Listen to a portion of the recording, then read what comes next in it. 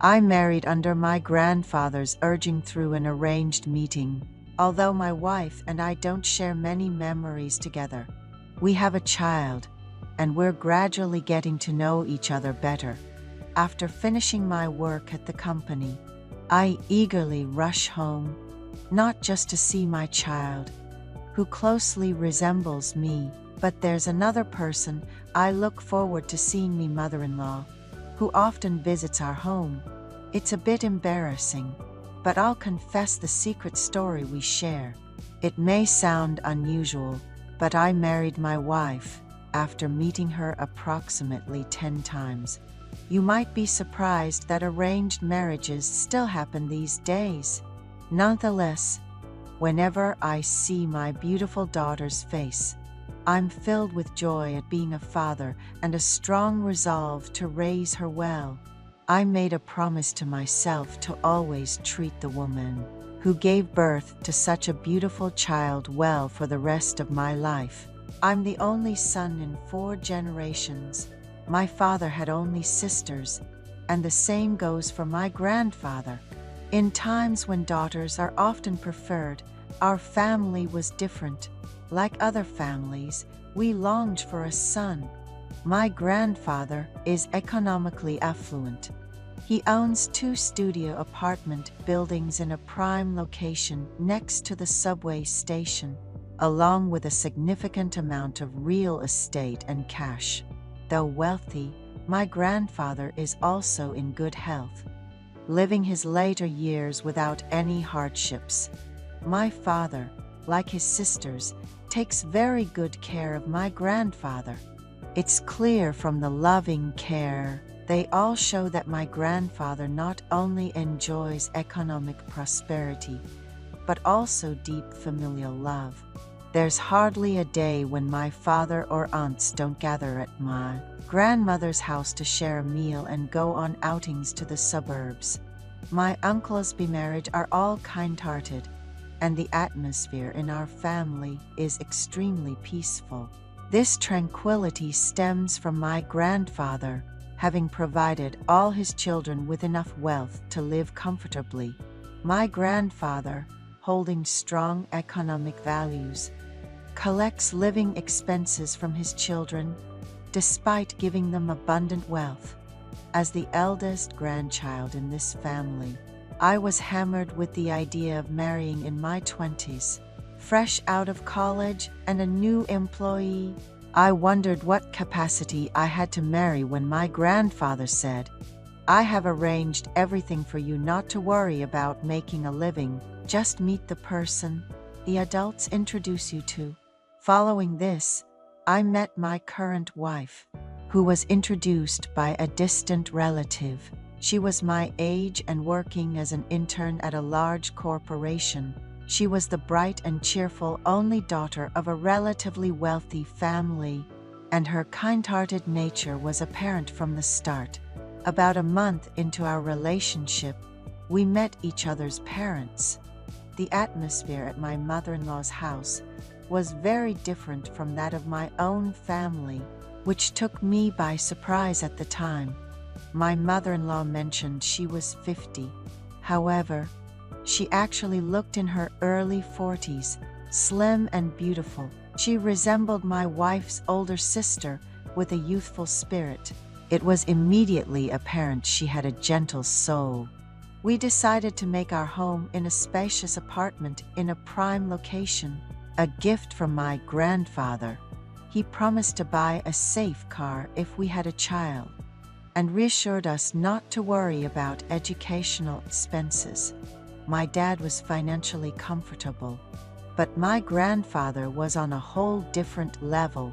On the day we met him, we received an unexpected amount of money, enough to cover someone's expenses for a month. I wasn't sure how my wife truly felt, but she never hesitated to visit him. She even took the time to figure out his preferences in underwear and tastes to prepare and beautifully wrap gifts for him. Grandpa welcomed our visit, saying, "Getting filial piety from my granddaughter-in-law makes my wallet open." My mother-in-law, who still carries a youthful charm, became a widow when my wife was in high school, after my father-in-law passed away in a car accident. Following months in the hospital, they were the envy of everyone, a perfectly happy couple. And it took years for her to overcome the grief of suddenly losing her spouse. My wife has a brother who lives nearby and visits every week with his kid. The visits are more frequent as my mother-in-law feels quite lonely, and this helps keep her mind off things. I am content with my marriage. Yet, one day, my wife expressed a wish to spend a day out with her friends, just to enjoy herself. I understood her desire, knowing how stressful being married at a young age, along with pregnancy and childbirth, could be. I've had moments of longing to spend the night out with friends myself. My wife planned to stay at a downtown hotel for a staycation with her friends on a Friday evening, suggesting we leave our child with my mother-in-law. My mother-in-law worried about the baby being stranger and suggested waiting until the child was older. I proposed, "Couldn't you stay at our place for the night?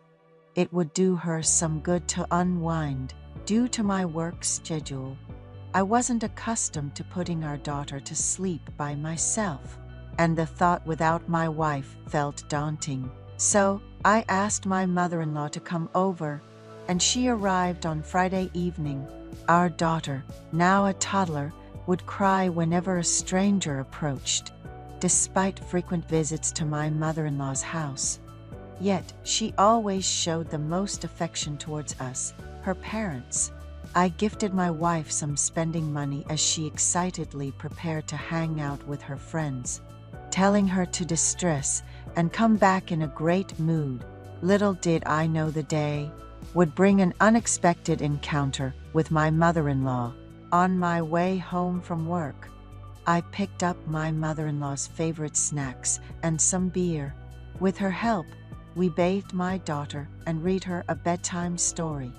My mother-in-law, showing her appreciation, said with a laugh, "Thank you for letting her go out so willingly. I wonder when that girl will ever grow up." It was the first time I saw my mother-in-law without makeup. In her early 50s, she looked younger and more beautiful than anyone else. She shed tears, saying, "If her father were alive, he would be enjoying his grandchildren. He loved children so." I tried to comfort her, and one thing led to another. Embarrassed yet not wanting to leave my side, she stayed with me through the night. In the morning, as she prepared a simple breakfast, she smiled at me and said, "Let's keep what happened last night between us.